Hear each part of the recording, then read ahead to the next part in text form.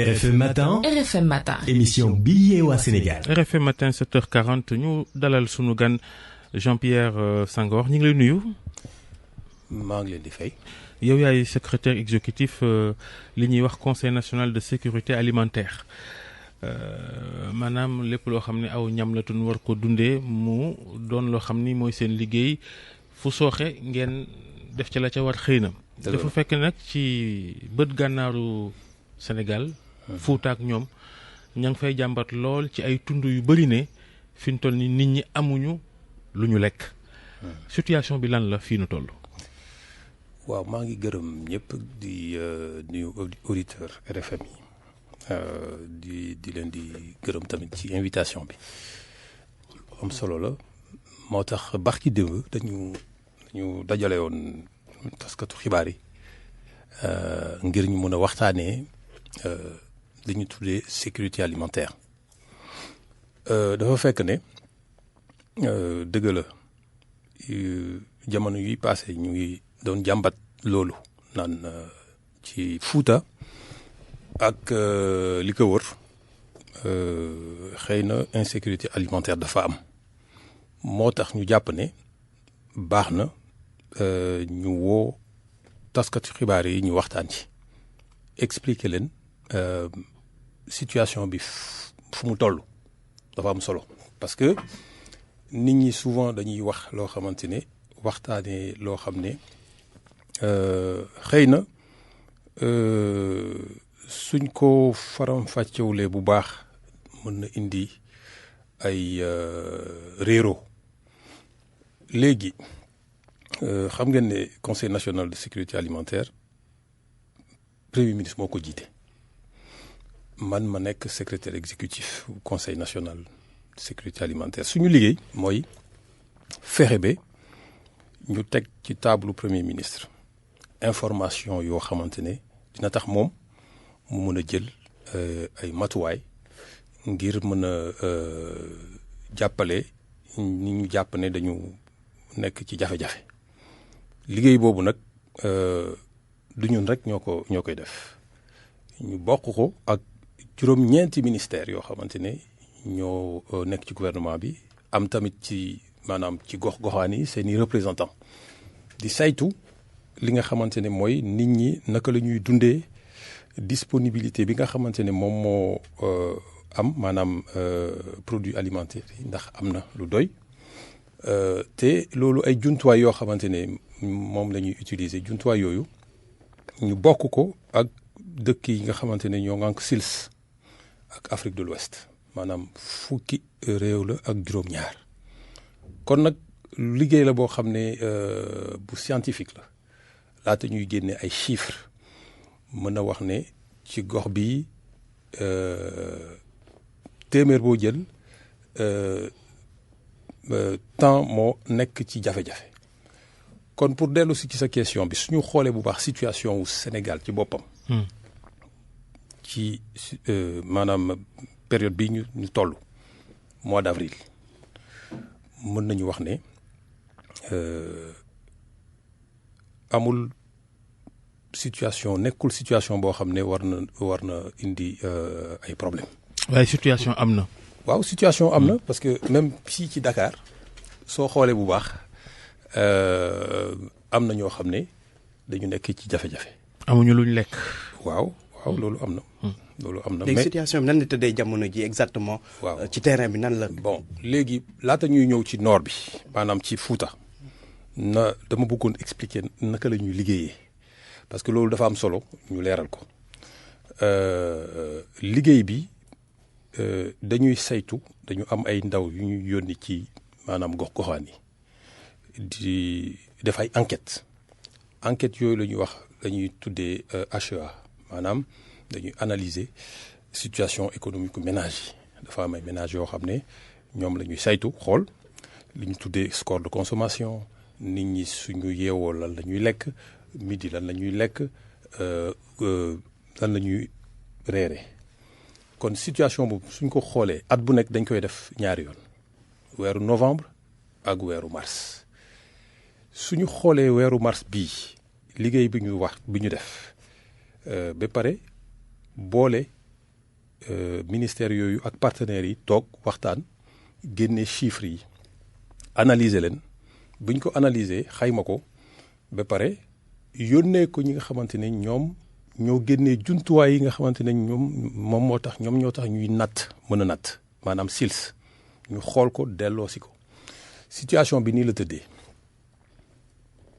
suñu xoolee bu baax dafa am échelle boo xam ne de 1 à 5 la 5 mooy famine 5 famine bi moom mar d'Italie yàlla def na ne musul am Sénégal te bu soobee yàlla du am tey. mooy xiif. xiif daal mooy nit ki amuloo looy lekk amul ku la mën a jàppale amoo tamit loo mën a jaay pour mën a jënd la li nga xamante ne moom ngay dundee loolu xam nga ne mar d'Italie te loolu tamit bu ñuy wax. tolluñu foofu xëy na globalement waaye am na ci ñenn ñoo xam ne boo leen xoolee individuellement yegg nañ foofu. waaw xëy amul du am luñ lekk. waaw loolu soo demee sa New York Washington Paris am na ñoo xam ne toll nañu foofu mais loolu balaa nga koy wax ci ab dëkk dafa am natt da nga koy natt maanaam téeméer boo jël ñaari fukki nit ak li ko weesu ñoo nekk ci situation boobu. Sénégal soo xoolee bu baax tey au mois d'avril téeméer boo jël ci biir Sénégal yëpp ñaari pàcc ñoo nekk ci situation boo xam ne mooy moom la ñu tuddee crise. Crise mooy lan crise mooy niveau 3 balaa ngay egg 4 ak 5 muy famille. 3 quand même kawe na bëri na. 3 mooy crise. kawe na. waaw kawe na 3 sur 5. 3 sur 5.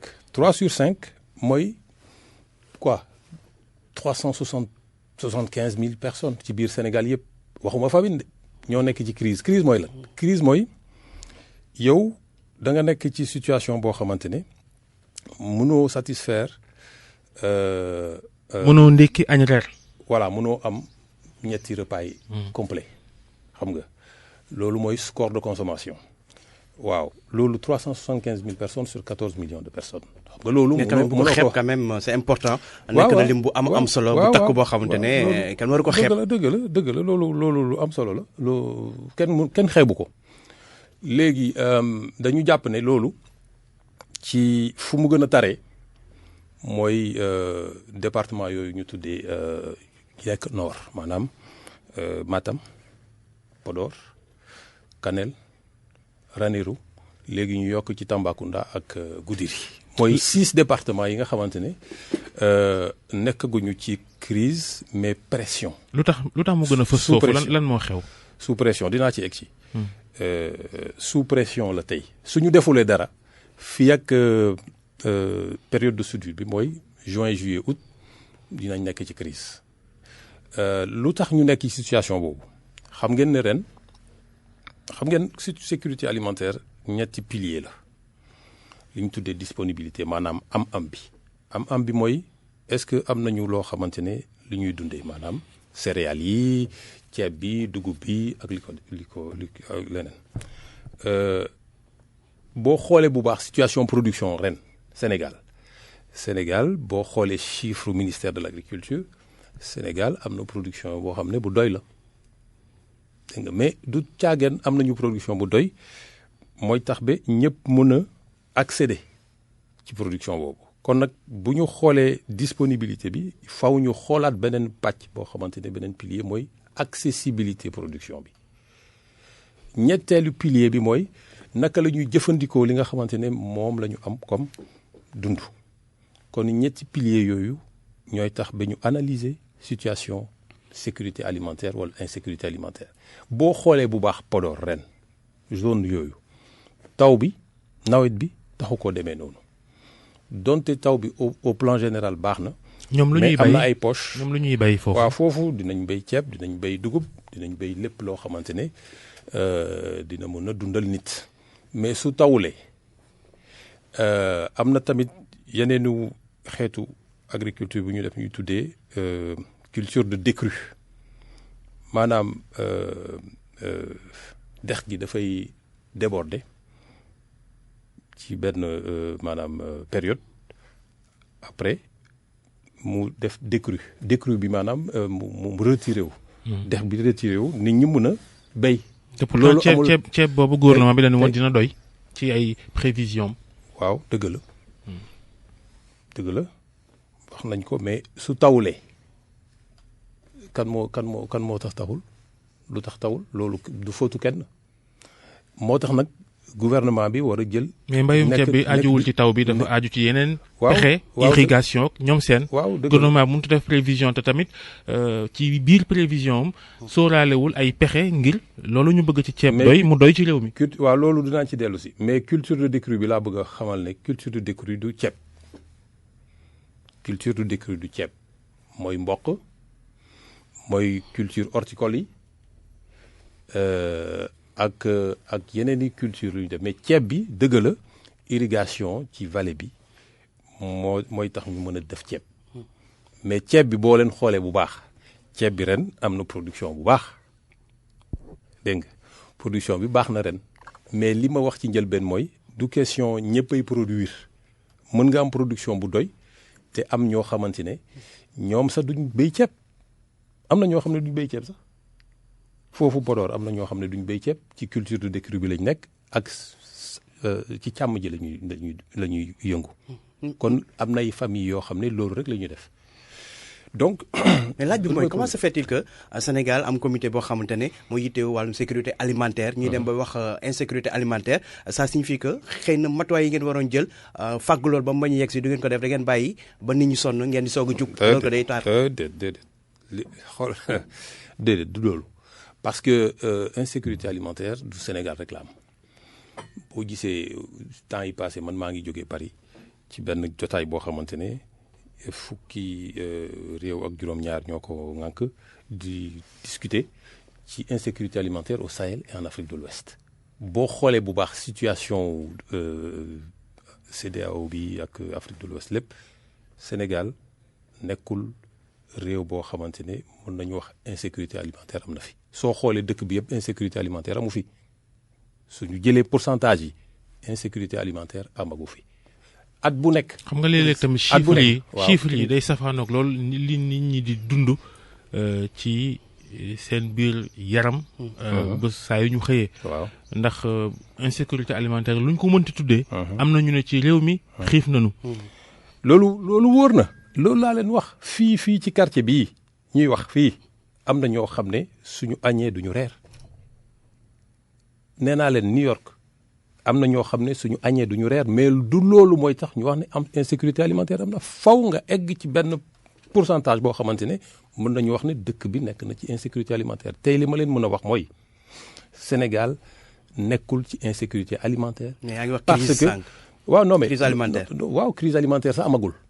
dañu ne suñ defulee dara fii ak juin juillet août dina am ay population yoo xamante ne dinañ nekk ci crise dégg nga urgence amagul urgence mooy situation 4 échelle 4 donc suñu jëlulee ay matuwaay fii ak juin juillet août dina am benn ay population yoo xam ne plus de 350 000 personnes yoo xamante ne dinañ nekk ci crise eggaguñu foofu moo tax. mais léegi lu ci gouvernement mën def mu dimbali nit ñooñu ñu mën a jotee ci ñam wi. loolu nag xam ngeen ne yéen gis ngeen naka la ñuy def at bu nekk soo leen xoolee bu baax xam nga ma wax ne su amoon jafe-jafe bu tar kon ñu xam ko ak développement presse bi ak réseaux sociaux yi su amoon vraiment problème bu tar kon ngeen yëg ko. gouvernement bi lu muy def chaque année mooy. ñun suñu liggéey mooy suñu demee ba saytu loolu yëpp dañuy taxawal li nga xamante ne moom la ñu tuddee plan d'urgence bu ñu xaymaa xool yan ménage parce que ménage dañ leen di xam def ciblage xam gox bu nekk ñaata ménage la chef de famille bi ñu xam ko am téléphone am jël benn maanaam document boo xam ne moom la ñuy pare et te ñun du ñun rek conseil de sécurité dafa bokk liggéey bi ak ministère fukki ministère loolu ñi nekk ci terrain bi ñooy def liggéey bi ba pare ñu jël document boobu jébbal ko ki nga xamante ne moom mooy président du conseil national de sécurité alimentaire mooy premier ministre. mooy xool loolu situation boobu ñu ko jox mu xool finance xool lépp xam gouvernement bi ñaata la mën a def pour que ñu mën a jàppale ñooñu laata ñuy dugg ci situation wu crise te ñu am tamit ay partenaires yoo xamante ne ñoo ñuy jàppale ci loolu mooy PAM mooy FAO mooy coopération bilatérale le Japon Canada ñu bëri ñoo xamante ne ñooy jàppale Sénégal pour que ñu bañ a dugg ci crise mais faw ngeen xam ne mënuñu nekk ci dëkk boo xamante ne dañuy wax ne kenn amul jafe-jafe wax naa leen dëkk yu mag yi sax dina am ñoo xamante ne duñu am lu ñu lekk mais li ñu gouvernement bi day def lépp pour que proportion bi bañ a egg ci situation bi nga xamante ne mën nañu wax insécurité alimentaire am na ci dëkk bi yëpp. mais fi mu toll nii 375 nit ñooy nga ne menacé de crise mbir bi yegseegul concrètement yan matuwaay si kii laaj Babacar bi yan matuwaay ngeen jël ngir taxawul leen maanaam ci wàllum dund ak jàppale. waaw ñooñu document bi pare na def nañu analyse yi. document ñooñu xiif di xaar. am lekk nuy wax document pare na. waaw ah yéen tamit xam nga soo demee ba laata ngay agir faw nga saytu bi def nañ ko bu yàgg te yéen gis ngeen ne am na ay action yu ñu def bu yàggul. délégation protection sociale dem na def distribution foofu ñun ñii am na ay distribution yu ñu def bu yàggul ceeb bu yàggul bu ñu demee ba xam kan moo soxla lan dañuy daal di yebal gouvernement bi day daal di taxawal benn quota ñu jël loolu distribuer ko ñooñu pour que ñu mën a dund. est-ce que li gënoon gaaw ginnaaw problème moyen dafa am. gouvernement bi góorgóorlu ba nit ñi. am lu ñu suturloo di daan seen doole am ca njëriñ am xaalis. di dundal seen bopp loolu gënu. loolu moo gën. waaw loolu moo gën a waaw mais loolu yow da nga yàkkamti sëñ bi loolu xam nga loolu la ñuy tuddee résilience am na ñoo xam ne laata nga leen di wax ne yow taxawalal projet développement. moom mu ngi amul lu muy dundoo faw nga jàppale ko d'abord soo ko jàppalee ba pare jàppale ko léegi pour que moom mu mën a demal boppam moom la ñuy tuddee résilience moo tax léegi suñu liggéey mooy jàppale ñëpp.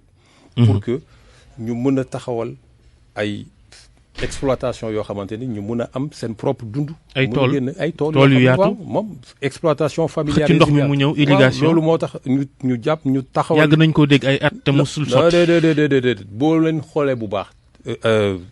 weer yi passé taxawal nañu benn programme bu ñu tuddee programme national d'appui à la sécurité alimentaire et à la résilience ci foofu la ñuy dugg. loolu lañ ko taxawal. jërëjëf Jean-Pierre Senghor secrétaire exécutif conseil national de la sécurité alimentaire. yéen doog jàmm jërëjëf Falaaj Ndiogu Diène. RFM Matin. RFM Matin. émission bi yee waa Sénégal.